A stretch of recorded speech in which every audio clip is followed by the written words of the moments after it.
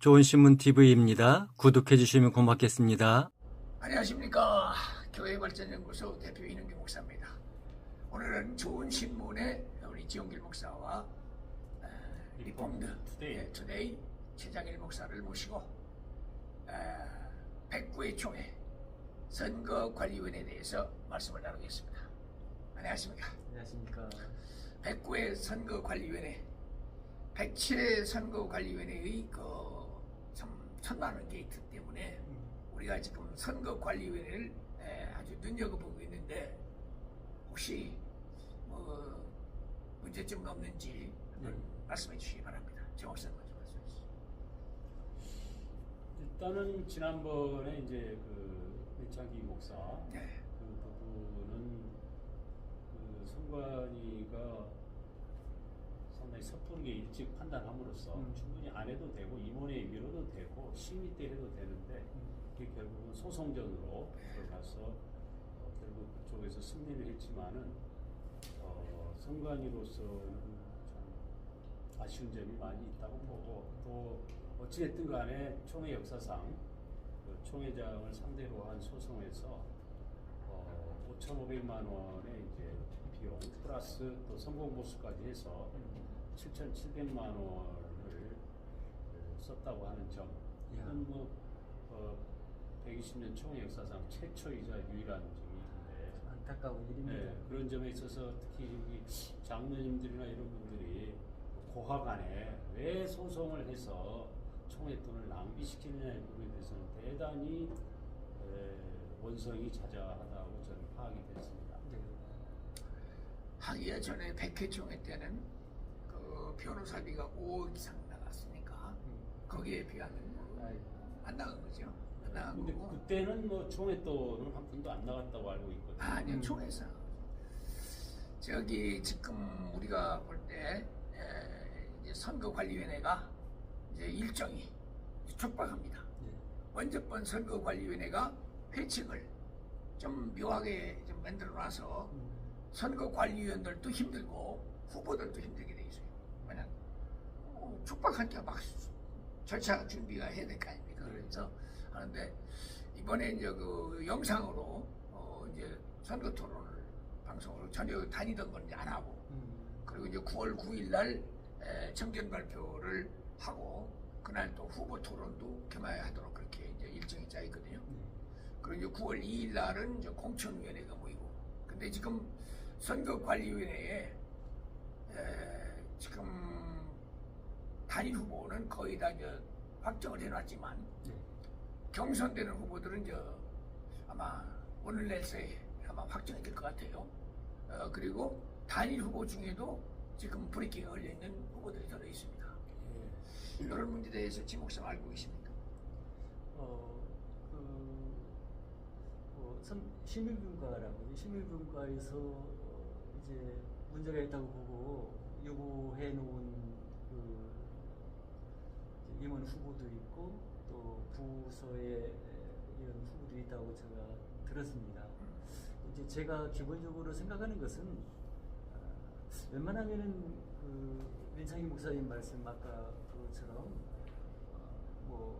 특별히 정말 우리 선거 규정에 정말 분명히 어긋나면 모르겠지만은 그렇지 않다고 한다면은 웬만한 것은 이렇게 후보 자격을 주어서 선의 경쟁을 하고 그래야 총회를 섬기고 이렇게 할 수 있는 것인데 선관위에서 또 실무분과에서 너무 이렇게 우리가 볼 때는 이제 어떤 정치적인 또 어떤 개인의 사감이나 이런 것들이 작용해서 후보 자격을 부여하지 않고 이렇게 낙선되도록 이렇게 결과적으로 낙선되도록 하는 그런 것이 아닌가, 그런 사실은 우려가 저는 있거든요. 웬만하면 후보 등록을 했다는 것은 그만큼 자격 요건을 갖춰서 등록을 했는데 시민분과에서 그것을 가지고서 이렇게 너무 이렇게 후보 자격조차도 안 주어서 출발점에 서 있는 사람들이 굉장히 제재하는 것으로 보이기 때문에 안타깝습니다. 심의분과는 원래 심의하는 데니까 잘못된 건 걸러내는 거죠. 걸러내는 건데 어떤 때 보면은 심의분과가 이건 아니다 싶을 때 작년 같은 경우가 생기지는 거죠. 그렇다면 지금 이제 최 목사님께서 알고 있는 우리 지금 임원회라든가 후보들에 대해서 선관위가 어떻게 처리하고 있다고 들으셨습니까? 어디가 글쎄 문제가 아직 이제 오늘 선관위 심의분과가 모이고 내일 정치회 회의가 있기 때문에 거기서 결정을 하겠지만은 지금 소문으로는 뭐 확인할 수는 없는 거죠. 소문으로는 그 조승호 정치부장 후보자를 속말로 좀 제끼리 한다. 예, 그런 소문이 흉흉하고 이유가 그래서 뭐예요? 대타가 있다. 그런 소문까지 흉흉하게 돌고 있고요. 또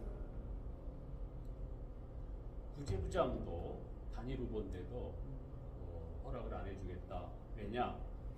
그 노회에서 올린 헌의안이 선관위원장하고 관련되나 봐요. 그래서 뭐 계속 취하하라는 압박이 있다고 들었습니다. 뭐 그렇게 한다고 할 경우는 뭐 사실이 아니기를 바라지만 만약에 그런 일이 벌어진다면 아마 아주 심각한 사태가 벌어질 걸로 저는 예상하고 있습니다. 그 재판국에도 이의 신청이 들어왔다고 그러는데. 예. 그 건도 보면은 재판위원이 15명인데 5명을 이번에 새로 선출하기 때문에 이미 재판국은 9명을 대상으로 선거운동을 해야 되는 상황인데 뭐 이제 거기에 해당되는 사람이 이제 신문사에 합동헤럴드 논설위원으로서 벌써 10년째 논설을 매주 쓰고 있어요. 그 보통 일이 아니죠.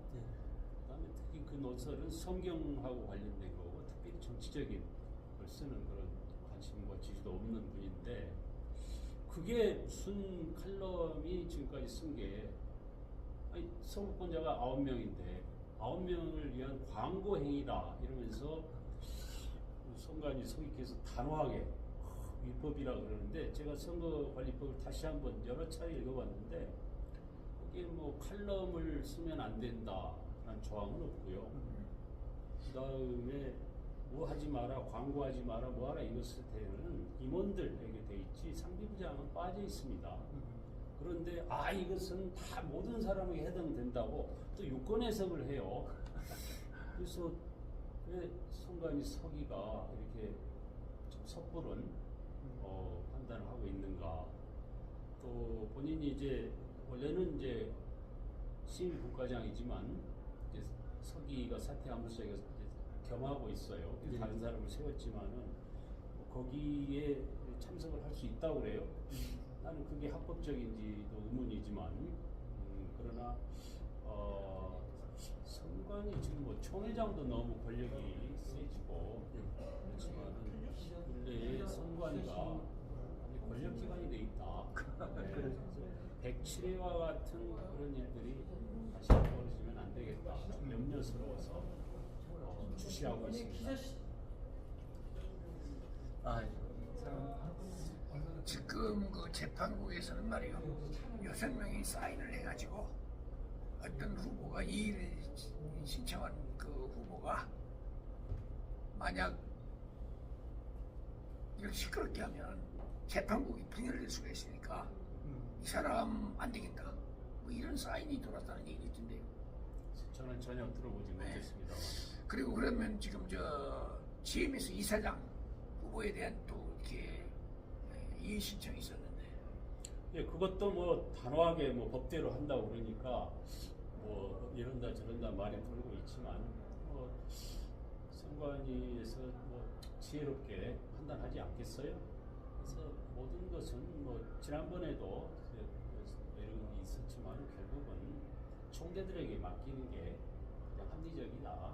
예. 오늘 기도신문에 보면 그 선관위원장의 그 인사말이 나옵니다.